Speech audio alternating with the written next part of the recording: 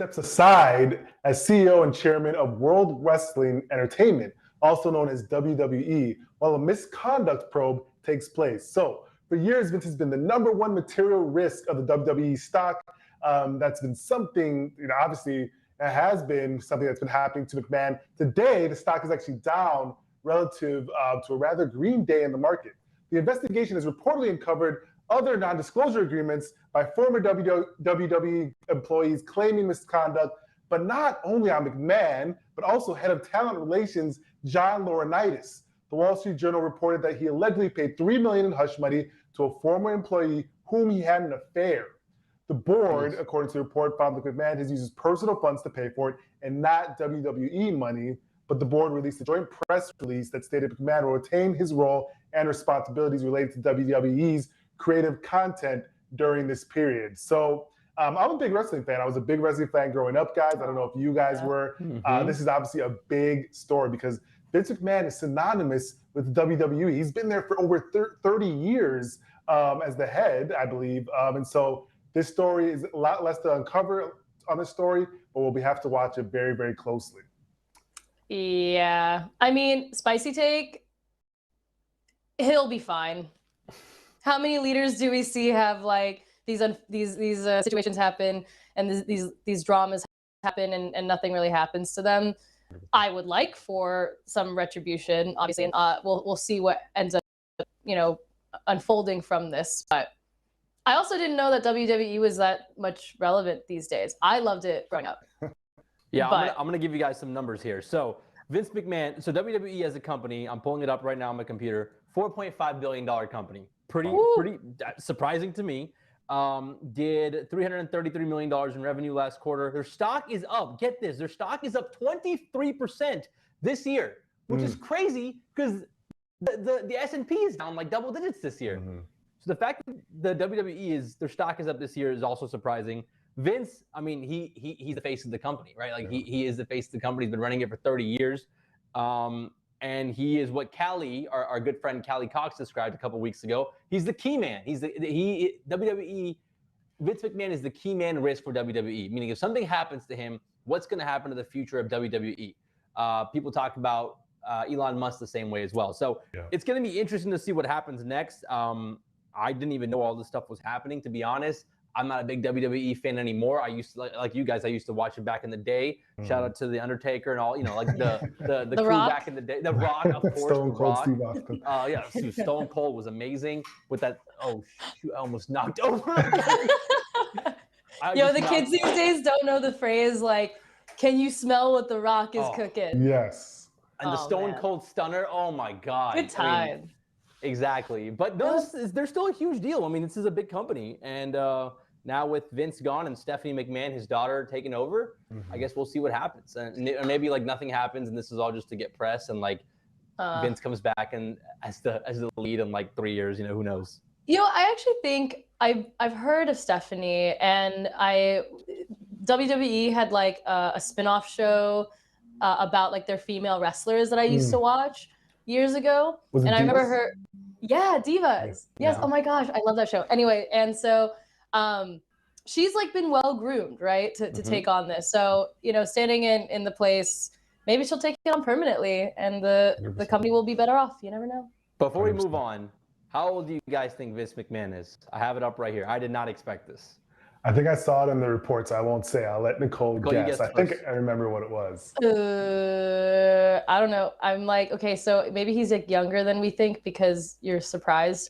First time that comes to the top of your head. 60? Okay, what do you think, Delano? I thought they said he was 76 or 67. 76 years old. Oh, shit. Okay. 76 blows my mind. He's in good shape for a 76-year-old. All right, moving on. Bad word. Yeah, moving on to the next story. Kellogg, a company that everyone knows and loves.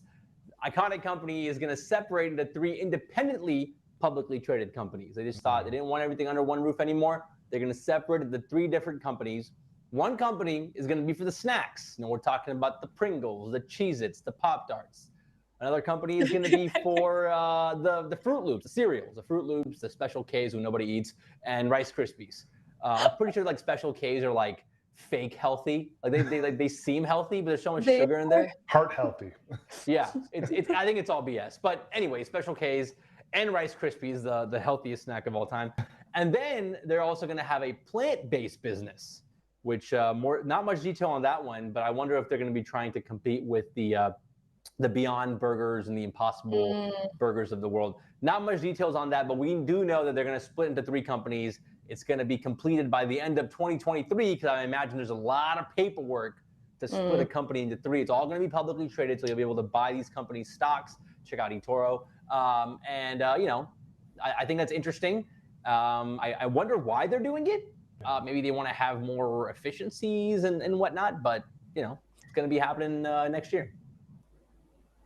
Yeah, the big thing for me is I always wonder, why do companies do this? I know Wall Street typically likes this move. I think the stock is up on the day, but it's really interesting that you mentioned the big point that I think the reason why they do this: efficiency, allocate resources efficiently, make sure that management is aligned, everyone is aligned to the same power. If you can split up those businesses, now your resources, your time, your talent is all spent pushing that company rather than being spread all over the place and being less efficient.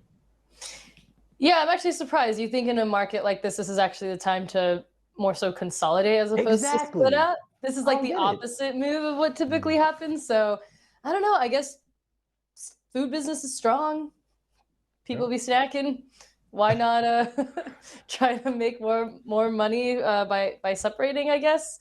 Yeah, it confuses me for sure. I was reading some articles about this. I think what they're going to try to do is so once they break these companies into 3 separate companies, they're going to kind of expand and add to the portfolio of doing acquisitions. So their snacks business, if they like a snack company, they're going to acquire that and put it underneath the snacks company's house. And I think it's probably easier to do that if the companies are separate. Maybe they're more focused.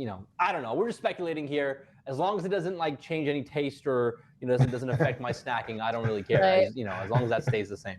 I've always been proud that I could not get my hand stuck in a Pringles jar. I have 0 issues. That is impressive. Reaching my hand to the bottom, and I guess. Anyways, moving on. Astaria, a decentralized finance project co-founded by Consensus and Sushi Swap alum Joseph DeLong, has raised $8 million to build out a platform that will allow holders of valuable NFTs to lock them up as collateral and borrow crypto against those NFTs so that they can buy other NFTs plus trade and invest in decentralized finance, aka DeFi. Ooh. Yeah. Lending. Okay, 2 things. Lending against NFTs allows holders to access that wealth and put it to work, but there's definitely a lot of turmoil in the industry right now. It's a complete bear market in crypto, and future growth is looking dicey at best. So it might seem like a crazy time to build a company around lending against JPEGs, but that's just what I think. I agree with you. We're in a bear market. That's a gutsy move. You're seeing. That's a gutsy move. Is the best way I can put it. You're definitely in it for the long haul if you're making a move like that in this bear market. Haven't we over the last 2 or 3 weeks with what's happening with some of these platforms that allow you to deposit crypto and take and borrow money, and these funds are all blowing up. We're gonna do that with NFTs now? What? You know what? Props to them for building it. Maybe they're getting ready for the next bull run. But I don't know, man. I don't know. I'm gonna use my JPEG as collateral so I can go buy more JPEGs. Yeah, that sounds like the next Big Short happening right there. Yeah, I would say this reminds me of asset-backed securities or an asset-backed loan. Well, there you have it. I guess if you have a really valuable NFT, it's possible. Yeah, so, I guess you don't want to pay taxes on it by selling it. You would just lock it up using this platform and get some stable coins. But if you're using that money to buy more NFTs, that is a house of cards. Yeah. Well, we'll see. If anything, I'm glad that the folks building this out are, I guess, hopeful in some capacity, because that's what we have to be, is at least hopeful. Anyways, that does it for today's show, guys. Thanks so much for tuning in. Be sure to like, comment, subscribe, hit that notification bell. We'll see you tomorrow. We out. Hey guys, thanks so much for tuning in. Be sure to like, comment, and subscribe, and hit that notification bell. We'll see you tomorrow.